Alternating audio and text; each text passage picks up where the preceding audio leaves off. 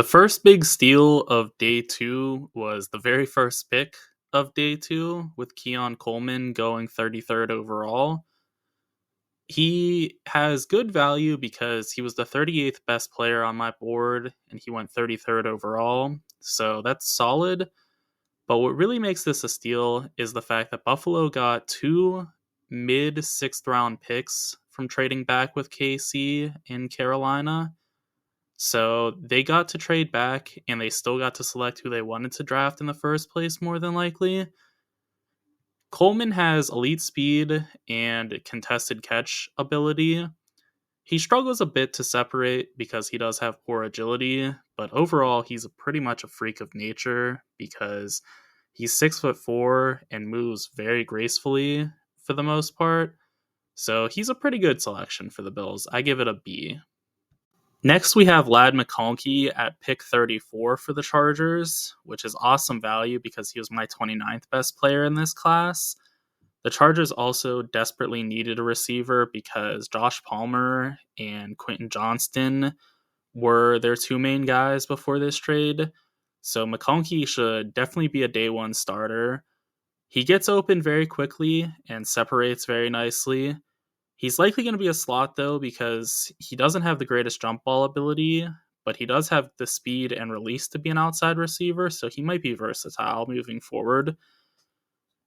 The Chargers traded up slightly with the Patriots to get this done because they kept the same amount of picks, but they moved back a little bit in the later rounds. So I'm perfectly fine with this. They did get something they desperately needed, and the talent was there. I give this pick an A. The Commanders got an absolute steal with Johnny Newton because he was my 20th best player in the class and he went 36th overall. It's an awesome pick as well because it allows for flexibility with Daron Payne and Jonathan Allen. They are a little bit on the older side, not tremendously so. They're in their 20s still, but they can be traded if they want to go full rebuild mode because I think Johnny Newton is that good. He makes them a little bit more expendable because he's a little bit undersized and he lacks the arm length, but he's a great pass rusher and a solid run defender as well. He can really get in the backfield with good mobility skills. So I think he's a really good draft for the Commanders. I think even though it wasn't the greatest need, it still marks as an A for me because the talent was undeniable. And at pick 40, the Eagles made another one of the best picks in this draft with Cooper DeJean. He was my 13th ranked player in this entire draft, so to get him at 40 is insane value. A little bit of an issue is that they had to trade up so much to get him because they lost a mid-fourth in trade value according to the Jimmy Johnson trade chart to get him. But the player is pretty undeniable in my opinion. DeJean is a very good athlete. He has size as well. I think he's an overall safe pick because he's solid as a run defender and is very good in coverage. He has positional versatility as well. Some people think he can be a nickel corner. Some prefer him as a safety. Others, myself included, think he can be an outside corner.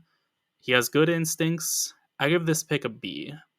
Another pick I really liked was KoolAid McKinstry to the Saints.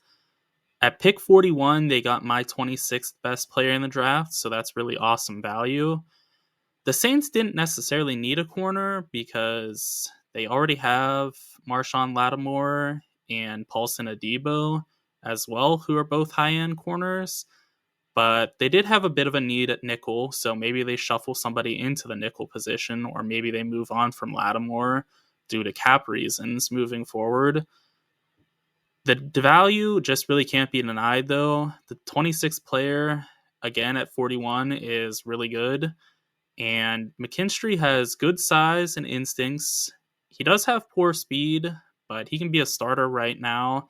He's awesome in zone coverage and solid in man, so he's going to fit in basically wherever he goes, and I think he's going to be a good one. I give him a B.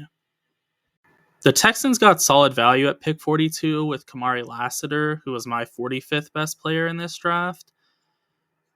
You can't really argue with 3 spots. That's definitely within the range of just being a little too low on the guy. And Houston really needed a corner outside of Stingley, so that's good value for them as well. Lasseter isn't the most athletic, but he's smart and physical. He's great in man coverage too, which is a bit surprising because, like I said, he doesn't have the most athletic profile. And he's also solid in zone coverage as well. So he's going to fit in basically wherever he goes. And I think the Texans, again, really needed that outside corner presence. So that's really solid. They didn't have to trade up to get him. They just let the board fall to them. I think this pick overall is very solid, and I give it a B. The Raiders got one of the bigger steals in this whole draft with Jackson Powers Johnson. He was my 28th best player in this class, and he went 44th overall, so that's awesome. He also could start over Cody Whitehair, so that fits a need for the Raiders as well. I think Powers Johnson is ready to start right away. He's a great pass protector. He's good in both zone and gap schemes. So the Raiders, even if they change offensive philosophies, are going to have likely a long-term starter on the interior, which is awesome for them. I think this is a great pick. I give it an A. Next is the Packers getting Edgerrin Cooper at pick 45. He was my 47th best player in this draft, so that's right on par with where he should have gone. Linebacker isn't the most valuable position, but the value was appropriate. And the Packers traded back with the Saints, getting an additional 7th in value, according to the Jimmy Johnson trade chart. So that's pretty solid. Cooper is a solid athlete. He's actually more than that. He's a great athlete. And he's really good at the line of scrimmage. He's not the most disciplined against play action, and he's not the greatest in deep zone coverage. But covering the shallow parts of the field and being a run defender, side to side especially, is something he's very, very good at. I give this pick an A. The Giants got an absolute steal in Tyler Nuben, who was selected 47th overall and was my 37th best player in this class. Nuben is a really good replacement to Xavier McKinney, as they're both very similar players that can excel both in the box and in deep coverage as well.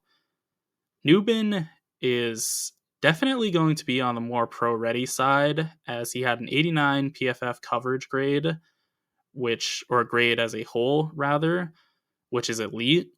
And he also has the athletic profile of somebody who should excel in the NFL as well, as he has great acceleration, really good deep speed as well. He basically is the total package, and they just got him by sitting there, so there's no issue of trading up. I give this pick an A. The Commanders got spectacular value at pick 50 with Mike Sanderstill, who was my 40th ranked player in this class. Sanderstill should replace Kendall Fuller in the slot, as that's where he's at his best. And he is fantastic in zone coverage. He's pretty solid in man coverage as well, although that's not his greatest strength.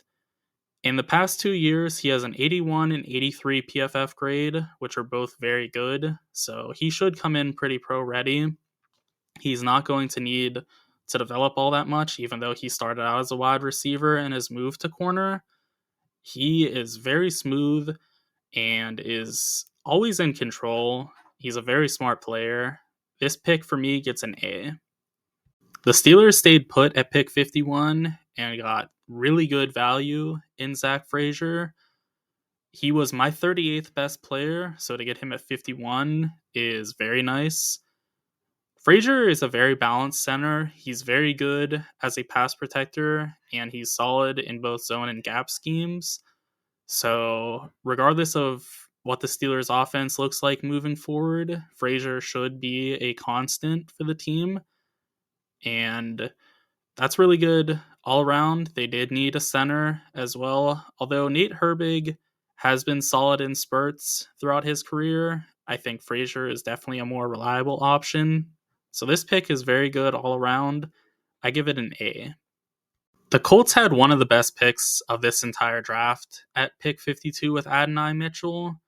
He was my 25th best player in this class, so he was selected more than twice as late as he should have been, but the Colts really reaped the benefits of that. Mitchell is a great athlete, and that's something the Colts love, so that's really good for them. The Colts needed to replace Alec Pierce as well, so this is solid for them.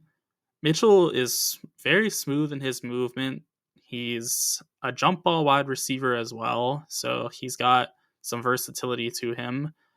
His routes aren't always the sharpest, but at 6'4", he has great speed and, again, movement skills, so I'm willing to take the risk on him, especially in the middle of the second, like they did, or late second even. Mitchell is deserving of an A. Detroit got another steal, this time in the second round with Ennis Rakestraw. He was picked 61st overall, but was my 40th best player in this class, so that's really good value. He's one of the best picks of this entire draft, in my opinion.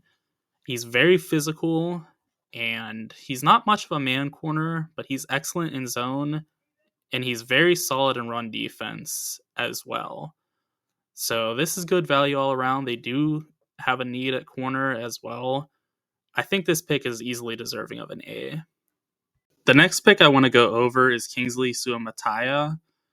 He was my 50th ranked player in this draft, and he went 63rd overall, so a difference of 13 picks, which is fantastic.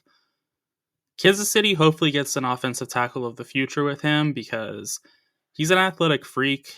He's a lot better in pass protection than he is as a run blocker right now, but that's something that is fine with Kansas City because they're going to be passing a lot more than they're going to be running. He's played left tackle and right tackle, so that versatility is nice. Jawan Taylor really struggled in his first year in Kansas City, so maybe SuMatha becomes a right tackle down the line, but for right now, he's going to be left tackle. This pick only gets a B and not an A because Kansas City did trade up for him, and they lost a late 6th according to the Jimmy Johnson trade chart, but otherwise it's a fantastic move. As we move to the third round now, Roman Wilson is a huge steal for the Steelers, as he was firmly a second round pick for me, as I had him ranked 43rd overall in this class, and he went 84th to the Steelers. That's just ridiculous value, and it fills a need because the Steelers desperately needed a wide receiver or two to go with George Pickens. So Wilson is a very good addition. He's a legit slot receiver. He did play a little bit of outside early on in his career, but he's projected to be a slot moving forward. He has good speed and contested catch abilities and limited reps with his contested catches, and he wins versus man coverage. So he has a valuable trait in basically every regard, and that's really nice with Pickens, who doesn't separate all that well. So this pick is an A for me. At pick 98, the Steelers did it again with Peyton Wilson, who was my 36th best player in this draft. If he's healthy, which is a bit of a concern because he does have some medical red flags, he is just a total steal. He was number 1 in coverage stops and 18th in passer rating allowed for linebackers, so he's great in coverage. He logically should be. He ran a 4.43, which is fantastic.